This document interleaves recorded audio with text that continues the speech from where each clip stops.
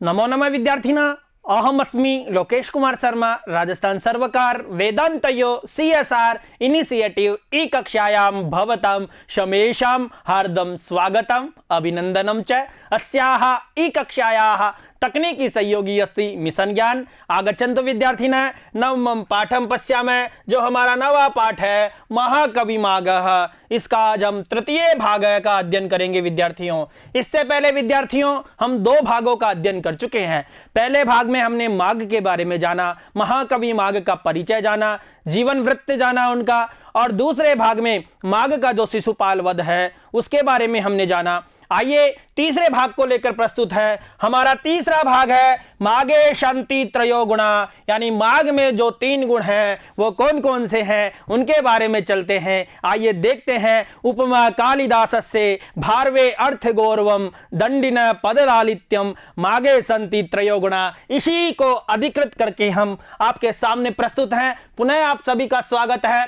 कालिदासस्य यथा मेघदूतम प्रसिद्धम तथैव माघस्य काव्यइदमपि प्रसिद्धम अस्ति। तो बच्चों क्या कहता है, कालिदास जी ने कौन से ग्रंथ लिखे थे? 7 ग्रंथ लिखे थे बच्चों, और उसमें एक खंड काव्य था मेघदूतम, जो हमारा 5वां पाठ आया था मेघदूत पीयूषम, उसके बारे में बताया गया है कि जैसा कि कालिदास जी का यथा मेघदूतम प्रसिद्धम, जैसे मेघदूत प्रसिद्ध है, तथैव उसी के समान माघस्य, माघ का काव्यमिदम अपि, जो ये काव्य है, कौन सा काव्य है बच्चों? शिशुपाल वधम। शिशुपाल वधम किसने लिखा था? माघ ने लिखा था। इसके नायक कौन है? श्री कृष्ण है, और प्रतिनायक कौन है? शिशुपाल है। श्री कृष्ण ने शिशुपाल का वध किया था, तो माघ का जो काव्य कौन सा है? शिशुपाल वधम प्रसिद्धम अस्ति। माघ का भी शिशुपाल वध प्रसिद्ध है। द्वयो काव्यो सौंदर्यम दृष्टवा, यानी दोनों काव्यों का सौंदर्य दृष्टवा यानी देख करके, एव उक्तम यत, ये कहा जाता है कि मेघे माघे गतम वयः। बच्चों कितनी अच्छी सूक्ति है, मेघे मेघे माघे गतम वयम, वयः अर्थात मेघे यानी मेघदूत के अध्ययन में, कालिदास जी के मेघदूत के अध्ययन में, और माघे और माघ के शिशुपाल वध, मानी माघे का मतलब हुआ यहाँ शिशुपाल वधम, यानी माघ का जो काव्य है कौन?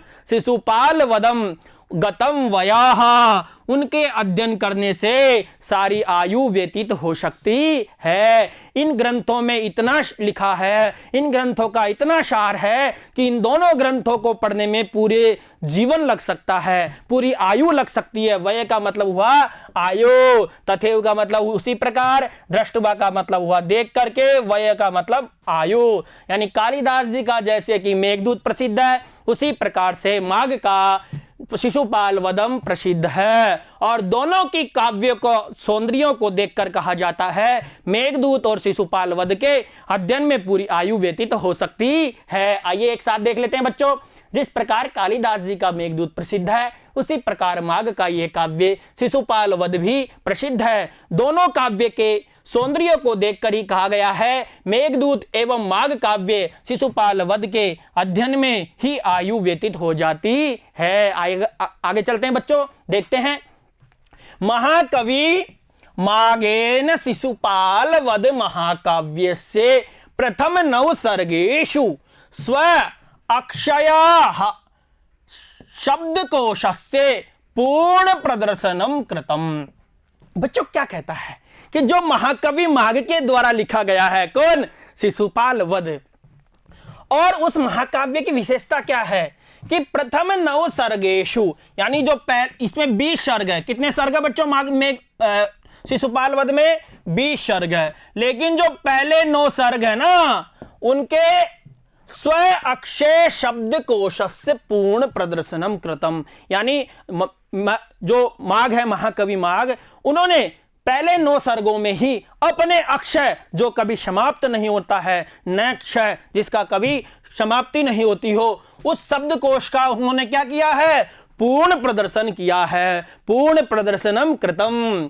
तेन प्रयत्न पूर्वकम, उन्होंने प्रयत्न पूर्वक एकस्य भावस्य कृते, यानी एक भाव के लिए, अथवा भिन्न भिन्न अर्थकस्य कृते, अथवा भिन्न भिन्न अर्थों के लिए नूतन शब्दानां प्रयोगः कृतः, यानी उन्होंने एक शब्द के लिए अनेक शब्दों का प्रयोग किया है, भिन्न भिन्न अर्थों वाले जो शब्द है उनके लिए भी क्या किया है, उन्होंने नूतन शब्दों का प्रयोग किया है। अतएव कथ्यते, इसलिए कहा जाता है, क्या कहा जाता है, नवसर्ग गते मागे नव शब्दों न विद्यते। एक बार मेरे साथ में बोलेंगे बच्चों, कितनी अच्छी शुक्ति है, नवसर्ग गते मागे नव शब्दों न विद्यते। तो बच्चों क्या कहता है कि नव सर्ग गते, यानी 9 सर्गों के अध्ययन करने के बाद में, यानी 9 सर्गों के बीत जाने के बाद में या अध्ययन कर जाने के बाद में, माघे नव शब्दों न विद्यते, यानी माघ के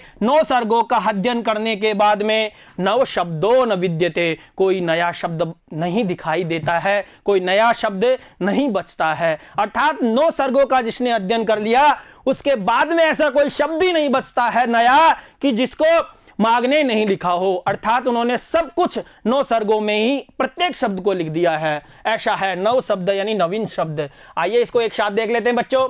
महाकवि माघ के द्वारा शिशुपाल वध महाकाव्य के प्रथम 9 सर्गों में ही अपने अक्षय शब्द भंडार का पूर्ण प्रदर्शन कर दिया है। उन्होंने प्रयत्न पूर्वक एक भाव के लिए अथवा भिन्न भिन्न अर्थ के लिए नवीन शब्दों का प्रयोग किया है। इसलिए कहा जाता है माघ काव्य के 9 सर्गों के बाद में फिर कोई नवीन शब्द शेष नहीं रहता है। आइए आगे देखते हैं बच्चों।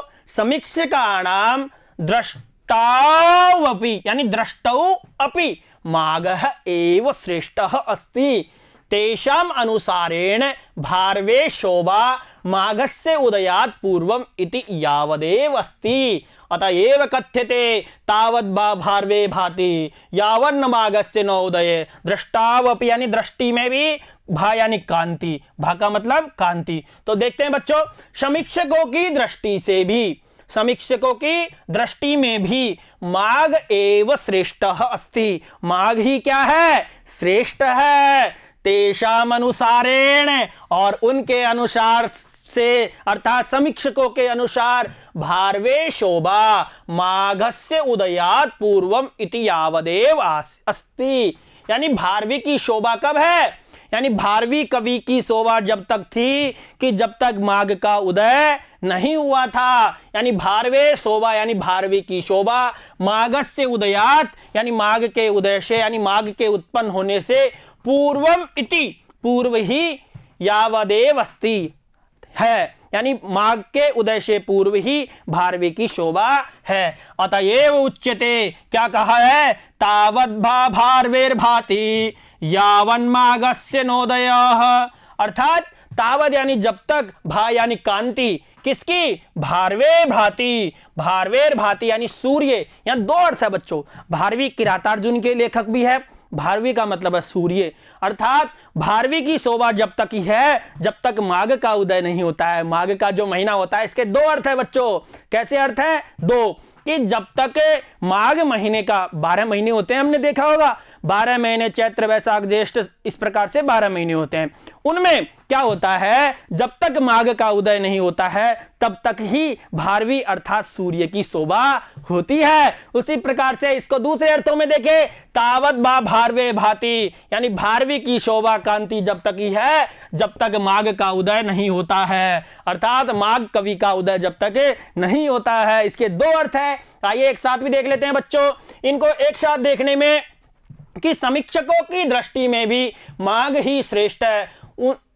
उनके अनुसार उनके हैं बच्चों, ये उनके अनुसार भारवी कवि की शोभा माघ कवि के उदय होने से पूर्व तक ही है। इसलिए कहा जाता है तब तक ही सूर्य की कांति शोभायमान होती है जब तक माघ का आगमन नहीं होता है। पक्ष में अन्य अर्थ, दूसरा मैंने अर्थ बताया था, भारवी कवि की कांति तब तक ही सुशोभित होती है जब तक माघ कवि का उदय नहीं होता है। इनको देखा। आइए आगे चलते हैं बच्चों। आगे देखते हैं, माघ ने उपमा, कालिदास की उपमा किस प्रकार से बताई है। अर्थात मैंने बताया था, हमारा शीर्षक था माघे शंति त्रयो गुणा, यानी माघ में तीनों गुण है। उपमा कालिदास की, भारवी का अर्थ गौरव और दंडिका पद लालित्यम। तो माघ कवि की उपमा किस प्रकार से उदाहरण उन्होंने दिया, देखो, उदयति वितरतोर्ध्व रश्मि रज्जाव हिम रुचौ हिम धामिनी याति चास्तम वहति गिरिर अयम विलंबी घंटा द्वय परिवारित वारणेन्द्र लीलाम। तो बच्चों, इनका हम एक एक शब्द के कठिन शब्दों को देख लेते हैं एक बार। वितरतोर्ध्व रश्मि रज्जौ, यानी इसका अर्थ हुआ बच्चों लंबी लंबी तथा ऊपर की ओर रस्सी के समान फैलती हुई किरणों वाले। और अहिम रुचौ, अहिम रुचौ, ये ना अहिम रुचौ, इसका मतलब हुआ सूर्य के उदयति यानी उदय होने पर, उदयति यानी उदय होने पर। उसी प्रकार से कहा है हिमधामनी यानी चंद्रमा के, हिमधामनी का मतलब हुआ चंद्रमा के अस्तम याति यानी अस्त होने पर, अस्त होने पर। उसी प्रकार से आगे कहा है गिरि का मतलब हुआ पर्वत, गिरि का मतलब पर्वत। और वारणेन्द्र यानी गजराज, वारणेन्द्र का मतलब हुआ गजराज। लीलाम का मतलब हुआ शोभा। बहती का मतलब हुआ धारण करता है, बहती का मतलब धारण करता है। आइए इसको एक साथ भी देख लेते हैं, अर्थ को देख लेते हैं। यानी माघ की उपमा वैशिष्ट्य का उदाहरण किस प्रकार का है, यानी लंबी लंबी वितरतोर्ध्व रश्मि रज्जौ, यानी लंबी लंबी तथा ऊपर की ओर रस्सी के समान फैलती हुई। अहिम रुचौ, अहिम रुचौ यानी सूर्य के उदयति यानी उदय होने पर, उदयति का मतलब उदय होने पर। हिमधामनी यानी चंद्रमा के हस्त याति चास्तम यानी अस्त होने पर। और वहती गिरिरयम, जो गिरिरयम है कौन, ये जो रैवतक पर्वत है, यह है रैवतक पर्वत, उसके जो नीचे की ओर लटकती हुई दो घंटाओं से, यानी घंटा द्वय, दो घंटाओं से विलंब यानी लटकती हुई, परिवारित वारणेन्द्र लीलाम यानी सुसज्जित गजराज के समान शोभा को धारण कर रहा है। तो बच्चों, इन्होंने माघ ने किस प्रकार से अपनी उपमा वैशिष्ट्य का उदाहरण देते हुए कहा कि लंबी लंबी तथा ऊपर की ओर रस्सी के समान फैली हुई किरणों वाले सूर्य के उदय तथा चंद्रमा के अस्त होते रहने पर ये रेवतक पर्वत नीचे की ओर लटकती हुई दो घंटाओं से सुसज्जित गजराज के समान शोभा को धारण कर रहा है, गजराज शोभा को धारण कर रहा है। इसका यह अर्थ हुआ। तो अयम दृष्टवा एव माघः, घंटा माघ, यानी जो ये शब्द नहीं है घंटा द्वय परिवारेन्द्र वारणेन्द्र लीलाम, तो इसी के आधार पर अयम दृष्टवा, इसको देख करके जो माघ की उपाधि थी वो क्या थी, घंटा माघ इति नामना प्रसिद्धो अभवत। ये देखकर ही जो माघ की उपाधि थी वो घंटा माघ के नाम से क्या हुई, प्रसिद्ध हुई। माघस्य अर्थ गौरवस्य सौंदर्यम अपि दृश्यते यथा। और माघ का उपमा, तो उपमा का ये उदाहरण हो ही गया बच्चों, यानी उदयति वितरतो। और उसी प्रकार से अर्थ गौरव है, जो भारवी का अर्थ गौरव है, माघस्य अर्थ गौरवस्य सौंदर्यमपि दृश्यते यथा, सौंदर्य भी दिखाई देता है कि मह्यांसः प्रकृत्यामित भाषिण। मह्यांस, भारवी ने किरातार्जुनी में क्या लिखा था कि मह्यांस प्रकृत्यामित भाषिण। जो मह्यांस है अर्थात महापुरुष है, वो प्रकृति से क्या होते हैं, स्वभाव से कम बोलने वाले होते हैं। महापुरुष अपने कार्य के द्वारा सिद्ध करते हैं किसी भी चीज को, वो कम बोलना पसंद करते हैं। उसी प्रकार से सर्व स्वार्थम समीयते, और सर्व यानी सभी लोग क्या है, स्वार्थम यानी अपने अर्थ को, अपनी सिद्धि को, यानी अपना भला चाहते हैं। सब ये नहीं चाहते कि कोई दूसरे का भी भला हो, लेकिन महापुरुष लोग ऐसा सोचते हैं। तो सर्व स्वार्थम समीयते, और सभी अपना अपना स्वार्थ चाहते हैं, अपनी अपनी सिद्धि को चाहते हैं। समय एव करोति बलाबलम, और समय क्या करता है, बल और अबल, बलवान और निर्बल करता है। समय कभी बलवान बना देता है व्यक्ति को, कभी निर्बल बना देता है, किसी प्रकार से, पैसे से, ताकत से, किसी प्रकार से। क्षणे क्षणे यन नवताम उपायति तदेव रूप रमणीयताः, यानी क्षणे क्षणे यानी क्षण क्षण में, यानी प्रत्येक क्षण में। यत इसमें संधि है बच्चों, यत प्लस नवताम, यन्नवताम, यत प्लस नवताम, यत नवताम, और क्षण क्षण में यानी प्रत्येक क्षण में यद नवताम यानी नवीनता को उपैत यानी प्राप्त करता है, तदेव रूप रमणीयतायाः, वही रूप क्या है, रमणीय है। अर्थात जो क्षण क्षण में, प्रत्येक क्षण में यानी समय के साथ में क्षण क्षण में अपने रूप को नवीनता लाता है, नवीन रूप में लाता है, वही रूप रमणीयता का है। तो महियांश का मतलब हुआ महापुरुष, प्रकृत्या का मतलब स्वभाव से, मितभाषिणे का मतलब हुआ कम बोलने वाले, समीयते यानी चाहता है, बला बलम यानी बलवान और निर्बल, नवतम का मतलब नवीनता को। आइए आगे देखते हैं बच्चों, इसका एक साथ देख लेते हैं। यह देखकर ही माघ घंटा माघ इस नाम से प्रसिद्ध हुए। माघ के अर्थ गौरव का सौंदर्य भी दिखाई देता है। जैसे महापुरुष स्वभाव से ही कम बोलने वाले होते हैं, सभी अपना भला या लाभ चाहते हैं। समय यही बलवान और निर्बल करता है। जो प्रत्येक क्षण नवीनता को प्राप्त होता है, वही रमणीयता का रूप है। आइए आगे चलते हैं प्यारे बच्चों। पद लालित्य यानी दो तरह के उदाहरण देख लिए, माघे संति त्रयोगुणा में हमने उपमा देख ली और अर्थ गौरव देख लिया भारवी का, और अब दंडी का पद लालित्य देखते हैं क्या है। पद लालित्यस्य वैशिष्ट्यमपि एकस्मिन् श्लोके दृश्यते अत्र, यानी पद लालित्य का भी की विशिष्टता एक श्लोक में दिखाई देती है। तो आइए देखते हैं श्लोक को। मधुरया मधुबोधित माधवी मधु समृद्धि समेधित मेदया मधुकरांग गणया मुहुर्मध्वनि भ्रता निभ्रताक्षरमुज्जगे मधुरया मधुबोधित माधवी मधु समृद्धि समेधित मेधया मधुकरांगनया मुहुर्मुन्नमद ध्वनि भ्रता निभ्रता क्षरम उज्जगे, क्षरम उज्जगे। यानी बच्चों इसके एक एक शब्द का अर्थ देखते हैं हम। पहले सबसे पहले मधुरय का मतलब हुआ मनोहारिणी, मनोहारिणी। मधुबोधित माधवी, और मधुबोधित माधवी यानी बसंत से विकसित की गई, अर्थात बसंत में खिली हुई माधवी लता, बसंत में खिली हुई माधवी लता। मधु समृद्धित समेधित, और बसंत ऋतु में क्या है, बढ़ी हुई। समेधित मेदया यानी बसंत ऋतु में ही बढ़ी हुई क्या, बुद्धि वाली। मेदया, मेदया यानी बुद्धि, मेदया का मतलब हुआ बुद्धि। मधुकरांग गनया, मधुकरांग गनया यानी भ्रमरी के द्वारा। मुहुर्मद ध्वनि भ्रता, मुहुर्मद ध्वनि भ्रता यानी महोत्पादक ध्वनि करती हुई, महोत्पादक ध्वनि करती हुई। निभ्रताक्षरमुज्जगे, निभ्रताक्षरमुज्जगे इसका अर्थ हुआ यानी गंभीरता युक्त वचन। निभ्रताक्षरम यानी गंभीरता युक्त वचन, उज्जगे यानी उच्च स्वर से गाने वाली लगी। और इसको एक साथ भी देख लेते हैं बच्चों। मधुरया मधुबोधित माधवी मधु समृद्धि समेधित मेधया मधुकरांगनया मुहुर्मुद ध्वनि भ्रता निवृत्ताक्षरमुज्जगे। इसके अर्थों को हमने यहां देख लिया था, कठिन शब्दों को। तो इसका अर्थ एक साथ है कि मनोहारिणी बसंत से विकसित की गई, अर्थात बसंत ऋतु में खिली हुई माधवी लता के पराग के बढ़ने से बढ़ी हुई बुद्धि वाली, अर्थात बसंत में विकसित माधवी लता के पुष्प पराग का पान करके मत वाली, अतएव मदोत्पादक ध्वनि करती हुई भ्रमरी गंभीरता युक्त उच्च स्वर से गाने लगी। तो बच्चों इसका हमने अर्थ देखा।